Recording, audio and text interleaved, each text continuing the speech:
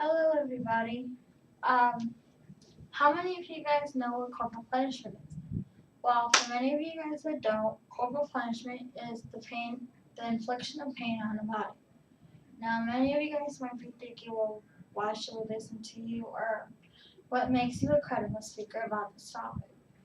Well, as a child, uh, I had many types of different inflictions put on me by my parents with corporal punishment.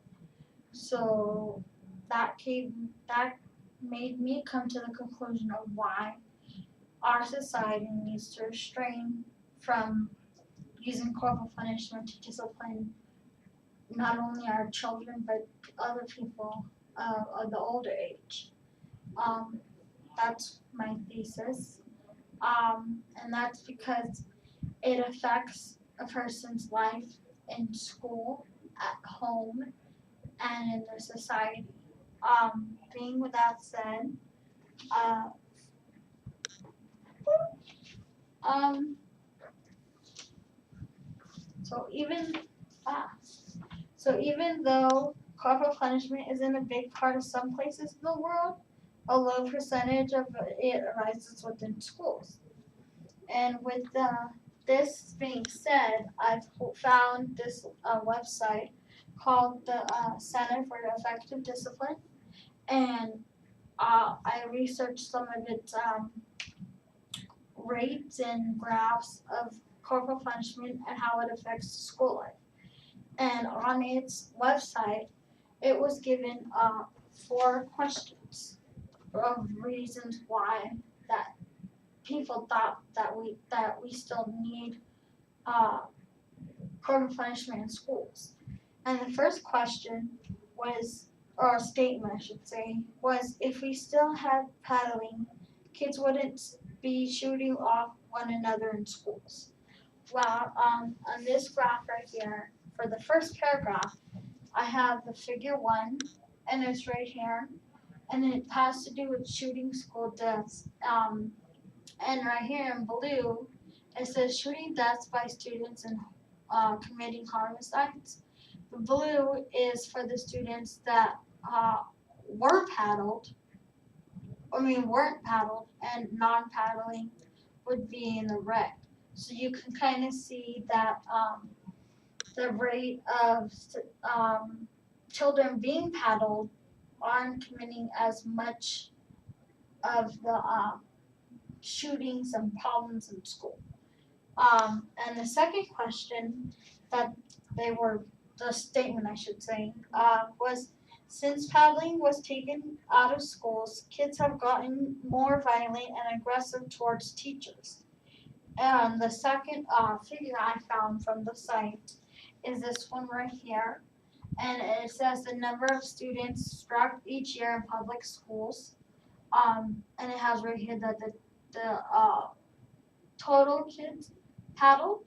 So over here it says it's in the range of maybe 480 some thousand, and you can see as the rate goes down, that so does the rate of children being struck. So that's also something else that kind of proves the people that are posting these statements wrong. The third question was, I keep saying question. The third statement was since paddling is taken out of the schools, kids have gotten lazy and are falling behind in academics. And the third figure I found from the website is this one right here, and it's reported school violence, incidents and threats and stuff. Uh, and right here it has the years being current for 1993 to 2005. And the blue has teachers that are striking kids with violence or paddles, and in pink is teachers physically being attacked by students.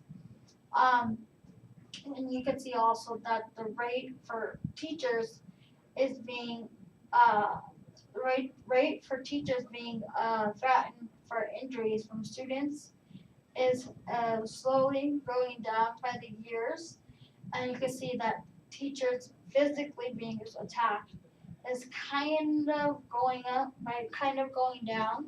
So that's kind of in the middle of the statement that the person who had posted that on the website.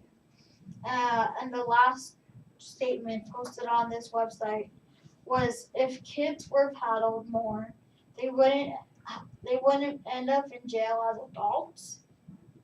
Well, I found this from the website also, and it says that the has the ACT composite scores for kids being paddled, and the above average is of non-paddling, which is in the red, and the blue is paddling students. So you can see sort of that the that the higher the rates are for the people that are not, or students that are not being inflicted any sort of pain whatsoever. Um, and that brings me to my second main point, uh, which is corporal punishment is something that some people think is right, but is not. And that brought me to my second,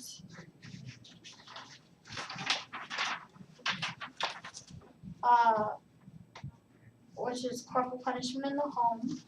And in this statement, I guess, I found, where is it? I have a quote from research done by Sherry Browser, and she's one of Yahoo's network managers.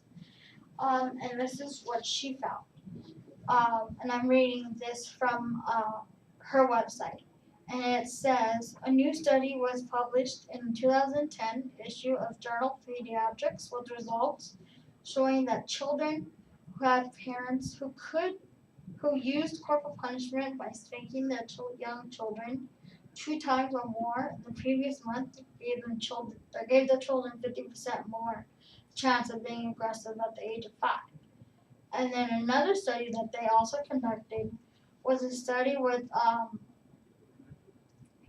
had to do with the longitudinal ink, and so what they did was they went to 2,500. They watched over 2,500 families with low income, such as Caucasians, African Americans, and Mexicans. Uh, and the study actually showed that parents who use corporal punishment and their spanking of their 1-year-old child led the children having behavior problems and acting out aggressively at the age of 2, and having a lower mental development at the age of 3. Researchers then reviewed these, and that's how they found out. And kind of to go along with corporal punishment and stuff, above here I have the number of times a child is spanked and the change in congressibility and scores, and you can see that this one is where they've been spanked, and these are not spanked. So you can see that there's a big difference between the two.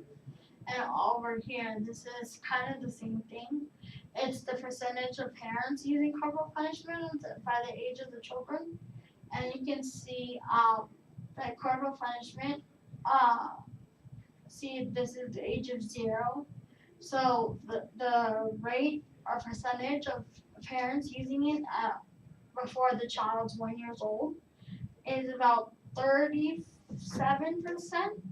And it quickly rises up as the age before even 5 years old, which to me is a lot. And it slightly goes down as the age to 6, and then it goes up more, and it slowly goes down at the age of 17.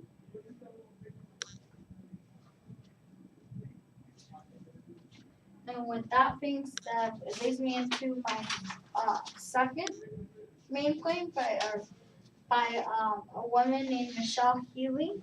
She's a reporter from the USA Today. And this is her. Where is it? Right. Okay, and she also has done a study, and it's about the and what she found out from the study was that the longitudinal part of the study showed that children who were spanked and the most fell behind the average IQ development curve, and those who were never spanked advanced ahead of the average students. And then that's about all of the resources and statements and stuff I found. And to kind of go along with the rates and statistics of corporal punishment that I found, I just kind of wanted to give you guys a better picture of it of corporal punishment. And so on the left side, which is where the yellow is, I kind of have above. I wrote a more detailed picture. So instead of just saying, oh, their rates and their statistics, you can kind of see better as what it is. And here, I found this on the internet, and I thought it was had a lot to do with my topic. And it says spot the difference. And so on the first one on the left says domestic violence, and it's a guy hitting a girl. The middle is assault. It's a guy about to hit another guy. And the last one on the right, it says discipline with a question mark. And that's because hitting a child or a person, whether it's meant to be, funny or not, or accident, it's not all right. And at the bottom, it also says it's never okay because, slowly starting to hit somebody kind of progresses. And so these are kind of the effects. So it's great your child or the person you are inflicting pain on has a greater chance of ending up in jail, has a greater chance to start bullying another, and has a greater chance of becoming socially detached from the world. And on the right, I put instead of resorting to violence, you should try these methods instead. And it's kind of like sit down and talk to the child or to your teen or whoever you're talking is being domestically abused. Sit down and tell them what's wrong or what you want them to do, or instead of smacking them and saying, "Hey, I want you to go pick up your room." No, just say, "I need you to pick up your room because I don't know, whatever." Or another method would be take things away from them. If they don't have to go outside today, or they grounded for a week, or no TV for I don't know a day, or just things like that. And the last thing that I have to say to kind of resolve the issue of corporal punishment was to have them sit on a chair or stand in the corner. And this is good for about any age because actually this is something that my dad used to do to me. Uh, Instead of hitting me or yelling on me, he would tell me to sit in the corner for however long it was. And so I hopefully think that with these instructions of how to do better and restrain from using violence, that you guys might be using this method. Thank you.